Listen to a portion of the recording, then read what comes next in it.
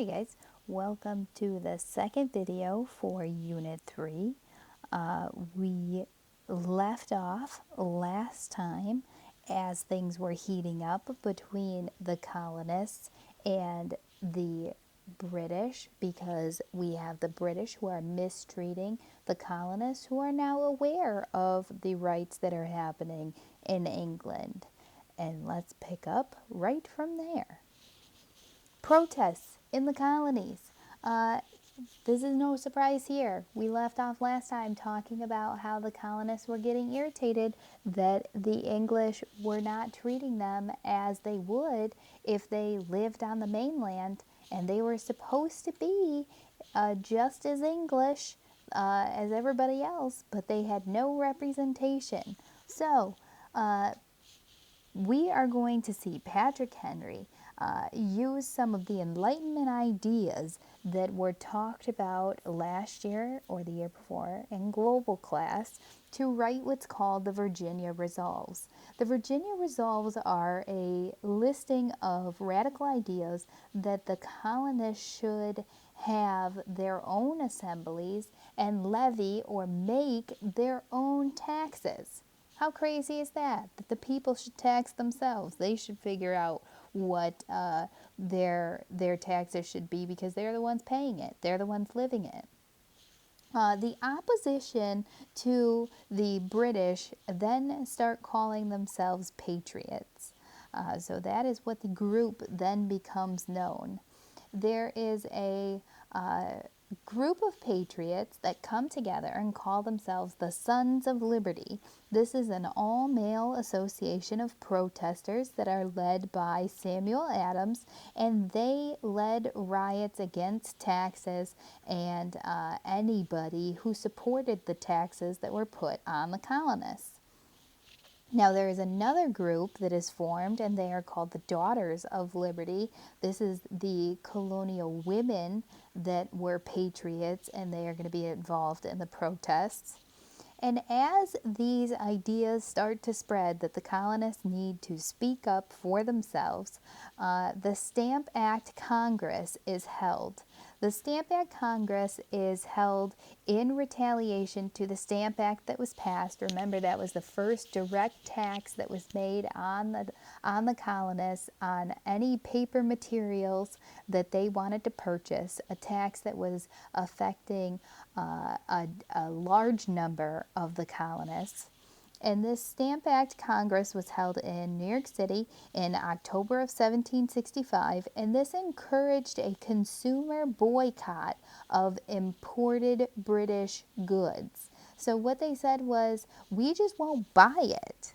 And if we don't buy it, then maybe the British will realize that we are not here to play games, that you cannot just tax us when you feel like it, that we are a force to be reckoned with.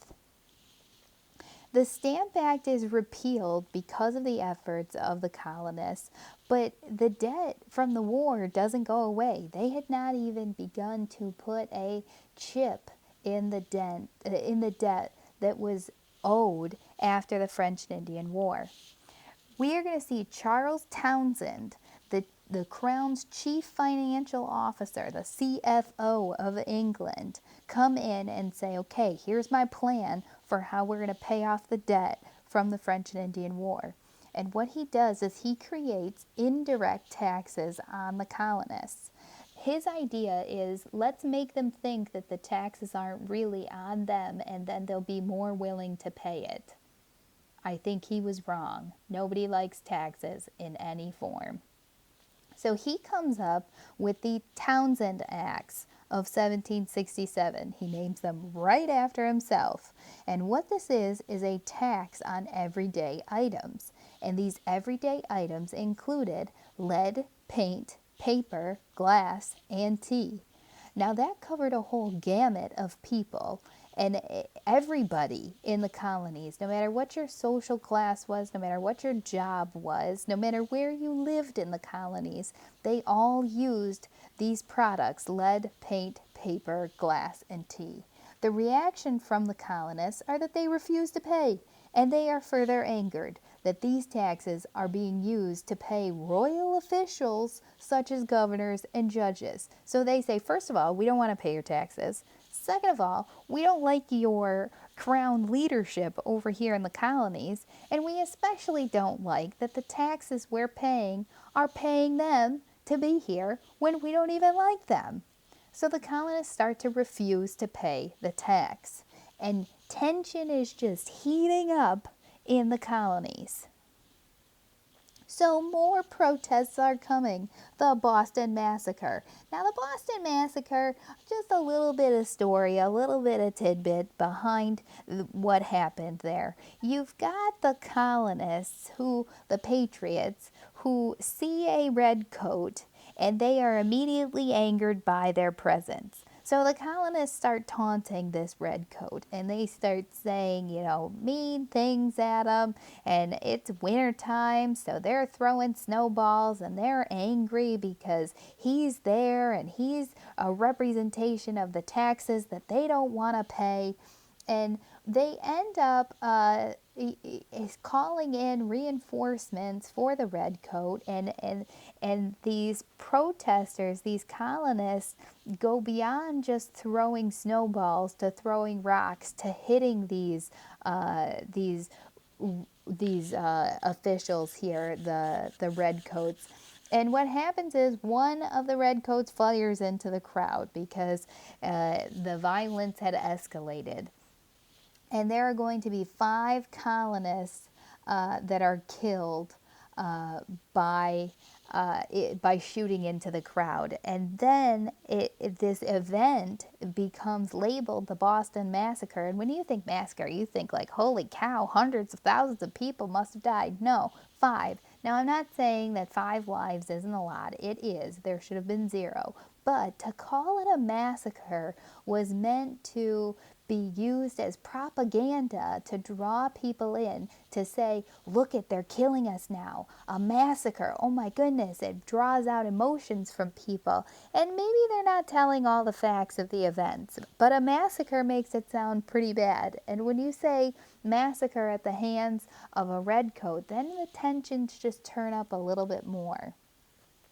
The Boston Tea Party. Now, of course, we don't like the taxes coming in, so we're gonna try not to pay them. And if the goods don't come to shore, then maybe we don't have to pay taxes on it. So the colonists hatch this grand idea that they're going to dress like Native Americans, go onto the ships in the Boston Harbor, and dump all of the tea into the harbor, and they won't get caught. Well, they did get caught, and this further protest to the tea tax and against the British goods just landed them in a whole heck of a lot of hot water, because now the British have turned their full attention on the colonists and they're ready to punish them. And the punishment comes in the form of the coercive acts. And what happens with the coercive acts is that the ports in Boston, which was their main source of income for trade, are closed until all of the money that they owed is paid. And the coercive acts increase the power of that royal governor that they didn't like in the first place. Tensions turn up a whole other notch. The First Continental Congress is going to be held in 1774. All colonies, except for Georgia, meet to agree to boycott all British imports. And what they say is, we are now going to establish our own governments that completely bypass the crown. And they're going to extend membership at this Continental Congress to commoners, because it's not just a rich people problem, it's an everybody problem. The importance of the First Continental Congress, though, is that we are now seeing a strong unity in through all of the colonies. All of them together can unite under this idea that they hate England, that they hate the crown. And we've got some more steps towards war. The colonists start to stockpile weapons. They are getting ready for a fight. And with that stockpiling of weaponry, the British catch wind and they say, this is probably not good. We don't like that they're angry with us and they're stockpiling weapons. So the redcoats are sent to Lexington and Concord to take away the stockpile of arms that the colonists had begun to put together. So we're in April of 1775. The colonists are going to be tipped off by these militiamen like Paul Revere, who ride through and say that the redcoats are coming, the redcoats are coming. So the Patriot militia is able to prepare, but they're no match for the redcoats.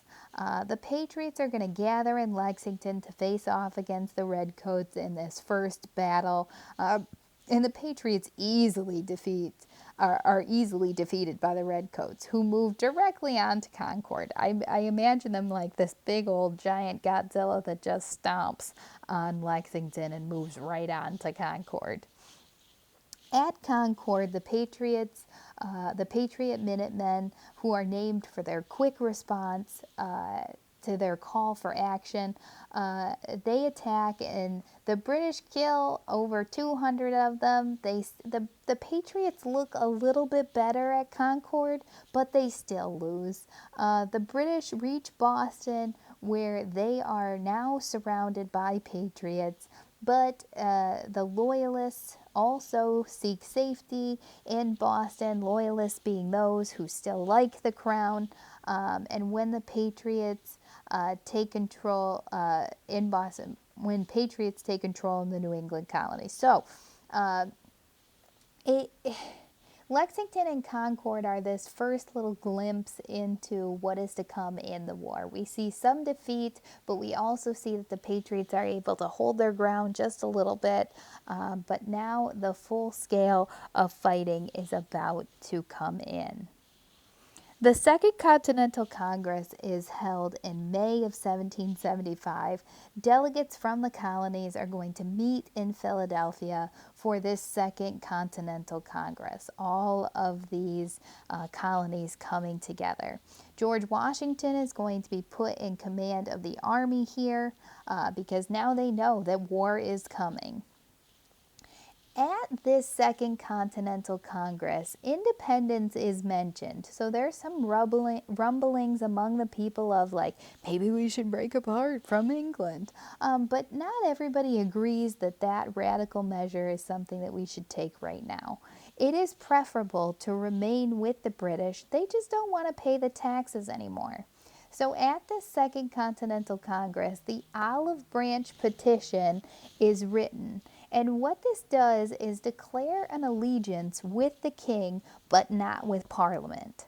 So it says, the king, you're not so bad, buddy, but you got to take your watchdog, the Parliament, off of us. And we don't want to pay those taxes that they're telling us to pay anymore.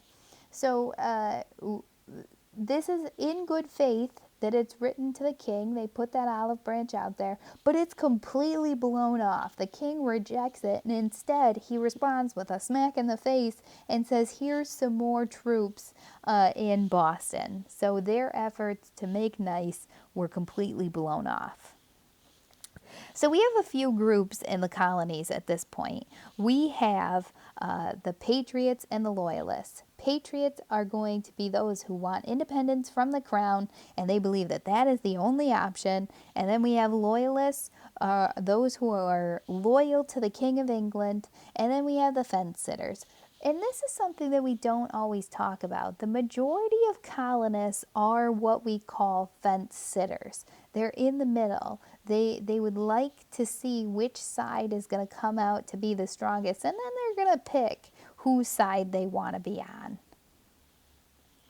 Opinions in the colonies are going to start to move towards independence. And I need you to put a big huge star in your brain with Thomas Paine's Common Sense. Thomas Paine writes a pamphlet titled Common Sense because he believes that it is common sense that we should follow his two main ideals. First, we need to declare independence. Then, we need to create a democratic republic.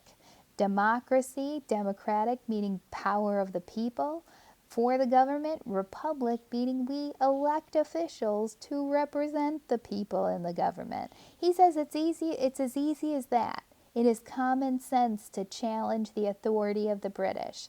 At the time, he's viewed as an extremist, but he asks such a simple and huge monumental question. Why is such a small nation, small physically, nation like England ruling over such a large continent or large land like the 13 colonies? And that is where the smoke starts and where the soon fire will be ablaze. Thomas Paine's Common Sense is written in a common language so that even the least intelligent people in the colonies can read it. He doesn't write in any fancy language so that people actually want to be on his side. And this is where we see the spark towards independence.